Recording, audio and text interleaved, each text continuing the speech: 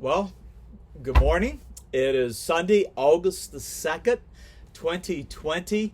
Hard to believe that we are in the last part of the summer now, but I'm looking forward to a great day at Hillsdale. Our regular Bible study hour is at 9:15 this morning, and I believe today more and more of our individual Sunday school classes are opening up, and I hope that you'll be here for yours. In the 10:30 service, I will be preaching on a topic, when good men disagree. And that's taken from Acts chapter 15, 36 through 40. And I hope that you'll be here. I hope that you'll join us for that. The pastoral staff quartet is going to be opening up with a new number. It'll be new to you. It's new to us. And I hope that you'll be able to join us for that. The choir is singing again. Life is getting back to what some might call normal. Let me go to a different topic today. And I've titled the letter for the bulletin, Knowing What You Do Not Know. You know, that's one of the important things that I have found in life, is to know what you don't know.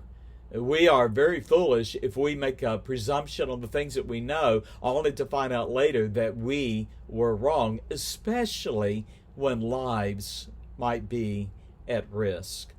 The coronavirus crisis has presented and continues to present some worries, some challenges to our families, our community, and our nation. And it goes without saying that the church has not been exempted from those challenges. Beginning in February, March 2020, the spread of COVID-19, coronavirus, we were being told was a pandemic very much like the Spanish flu of 1918. Now that resonated with me. I have my paternal great-grandparents died of the Spanish flu in late December 1918 and early January 1919. In fact, my great-grandparents, my great-grandmother, I guess it would be, and my great-grandfather died only 2-3 days apart.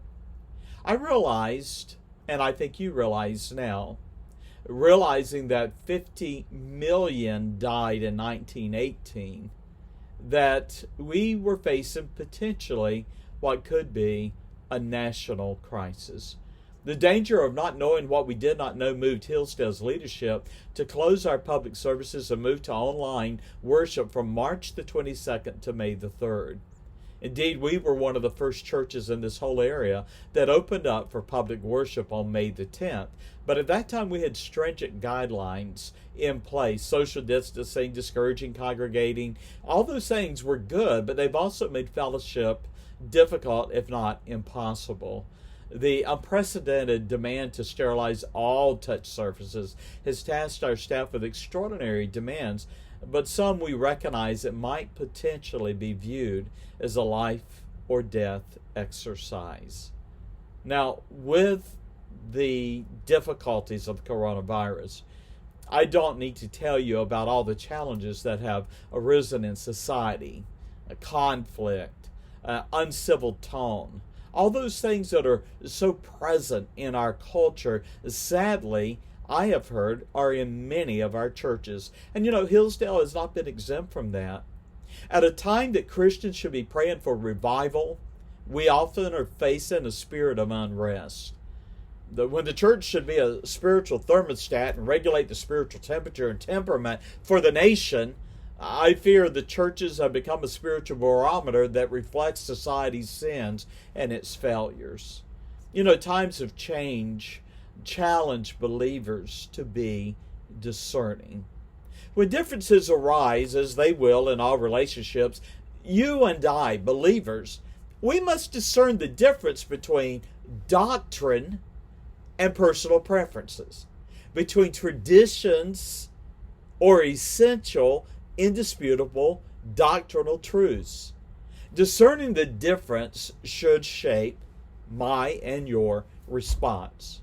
It is far too easy to attack someone on the basis of your preference and infer to them a wrong or misguided motive, issue an ultimatum only to realize too late the death of a relationship. And sadly, too many in our churches rally around personalities. And we fail to analyze if a difference is a matter of opinion, a preference, or is it a central truth. I hope things might return back to normal, but I fear a new normal may be our reality. And it is the new normal for which Hillsdale must be prepared to minister if we are to be both relevant and effective. Now let me say this. Our gospel and our message has not changed. Our dedication to the biblical fundamentals of our faith has not changed. Our commitment to Christ-honoring music and worship that reflects the holiness of God and the majesty of His character, that has not changed.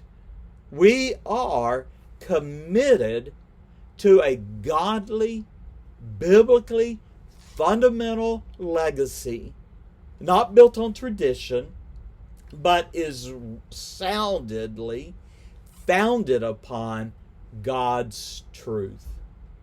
I hope you'll join us today as we look at the real issue that when good men disagree, we ought to agree to disagree and love one another. God bless you. I hope you'll join us today. Sunday school again at 9:15, at 10:30, the morning worship with the staff opening up with a new worship number for our staff quartet. God bless you. See you very soon. God bless.